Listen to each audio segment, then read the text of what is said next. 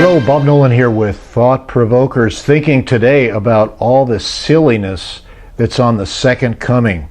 Maybe you know C.S. Lewis, arguably the greatest Christian apologist of the last 100 years. Did you know that he said that Jesus was wrong about the last days and the second coming, that he was mistaken? Not a deceiver, but just wrong. He didn't know. C.S. Lewis said that the second coming is the most embarrassing thing in Christianity. If you don't believe me, Google it. Other theologians and philosophers gave up the faith and became agnostics, even atheists, because they decided the Bible was wrong on all this, that Jesus and his apprentices said all that end times stuff and events would happen in their day, and then it didn't happen. So how can we believe all the other stuff in the scriptures? Now, I can only speak from my own experience, okay? I don't know that anybody's taken a poll on this. But many good folks I know are so confused, even embarrassed by all the spam speculations about the end of the world and the second coming and all that, that they pretty much give up on it in terms of figuring it out. They say stuff like, well, as long as we love God and Jesus and love people, all that last day stuff really doesn't matter. That sounds like kind of a safe place to avoid the controversies and the predictions and the embarrassment, but is it? I say it's worth another look, but not through 21st century glasses and typical traditions. Jesus and his apprentices, the apostles, seem preoccupied with it. Depending on your point of view, up to 25 to 40% of the New Testament is about Jesus returning in the end of the age. So, if you like and follow Jesus, it may be mysterious, but it's kind of unignorable. Is this disturbing? Well, line up with me. I've been quite disturbed over this. My boat has been rocked because I've listened to the experts who have been taught by the previous experts who were taught by the previous experts. Jesus is coming back in my lifetime. That's a quote from a billion dead people. How can we possibly know what these things that they taught meant to us if we don't know what it meant to the people to whom they were written? Did Jesus' prophecies happen?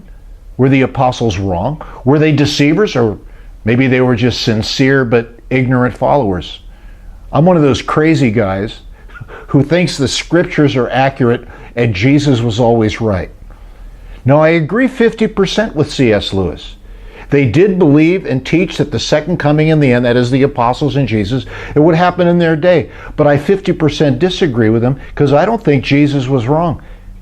And I don't think the scriptures are wrong, but something is wrong. We've been reading these end times words of them, but it wasn't written to us, it was written to people back then. What did they think? What did it mean to them? We think that if it was pertinent to them, it was automatically pertinent to our time. The spam teachers have told us this. Reading with 21st century lenses dims our view and the words of the Jesus and the apostles into spam, even Looney Tunes. And then we wonder why most of the non-believers, even really good people, think we are Looney Tunes.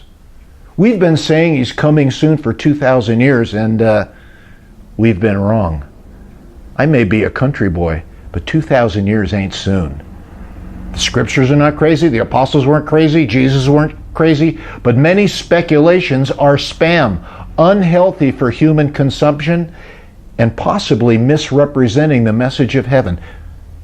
Isn't the gospel of Jesus, the Word of God, enough of a scandal on its own without adding a bunch of silly, unprovable Looney Tunes to it? All of the second coming words from the New Testament says that the time was short. But with 21st century glasses, we come up with stuff like this. Quickly equals slowly, soon equals later, shortly equals maybe, at hand means in the future, at the door means a mile away, this generation means some other generation, and Jesus saying stuff like, truly I say to you equals, oh, I was just kidding. Bible teachers are reading someone else's mail and delivering it as if it was our mail. Spam and Looney Tunes. Do we have time for this? Ain't nobody got time, ain't nobody got time, ain't nobody got time for that. This stuff needs a fresh look and a fresh approach. I'm Bob Nolan, not pontificating, just provoking. You take good care.